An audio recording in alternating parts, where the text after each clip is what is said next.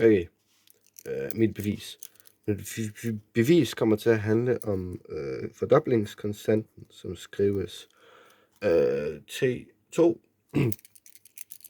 Måden det beviser det er ved at starte med en meget pæn graf. Sådan der. Meget pæn graf. Sådan der. Og en eksponentiel funktion. Sådan der. Godt. Denne eksponentielle funktion har jo en y, som også skal skrives som fx, og en og en tilsvarende x. Godt. Fordoblingskonstanten, det er jo, når vi fordobler det her, det vil sige, at vi går, hvis vi lige gider at skrive, 2 fx, og et eller andet mere distance. Så har vi jo x plus et eller andet. Den distance her, den kalder vi for T2. Så den her herover, det er x plus T2. Det vil sige, at vi kan skrive det som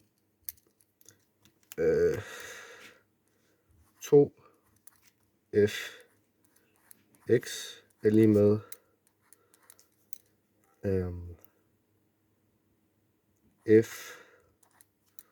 fx plus T2. Ja, det er virkelig forstyrret. Som jeg sagde, vi kan skrive, at de er jo ens, som vi kan se på grafen. De er jo tilsvarende hinanden.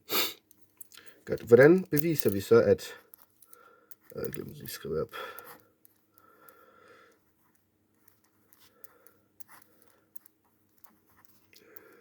Sådan der. At vores formel for fordoblingskonstanten, som er logaritmen af 2 divideret med logaritmen af a, hvorfor kan den passe? Som jeg sagde, vi bruger den her graf, nu jeg har forklaret, og så kan vi sætte det sådan her op. Vi kan begynde med at sige, at vores funktion for en eksponentiel funktion, det er jo b gange a i x. Så vi kan også omskrive det her til, til 2 gange b gange a i x er lige med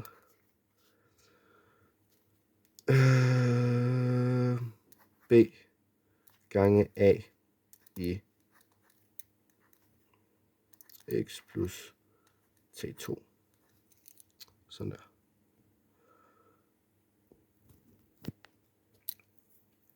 Godt. Vi kan jo starte med at sige, at vi har jo to b'er, så dem kan vi dividere væk.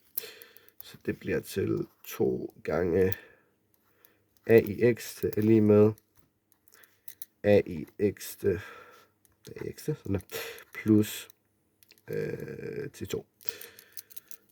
Det næste vi kan gøre, det er, at vi kan jo se, at vi har et a i x og a i x plus t.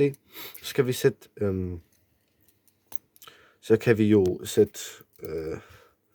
de her to i logaritme. Det bliver til 2 gange logaritmen af a i x er lige med logaritmen af a i x. Og fordi vi kender anden logaritmereglen, som siger, at noget står i logaritme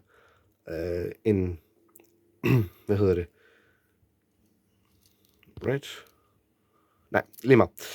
Jeg glemte det. Når vi har hvor det her i logaritmen, sådan der, så kan vi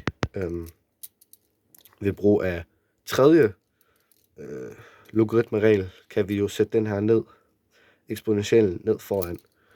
Det gør vi, så bliver det til 2 gange log a i x, det er lige med log, nej, ikke log, lige meget, x plus t2 gange log a. Sådan der. Godt. Og så næste step, det vil jo så være, plus, det vil jo så være at sige, at vi har jo en eksponent her. Den kan vi også sætte om foran. Så bliver det til 2 gange x gange logaritme af a er lige med x plus t2 gange logaritme af a. Og fordi logaritme af a er ganget på begge steder, så kan vi ligesom få den væk.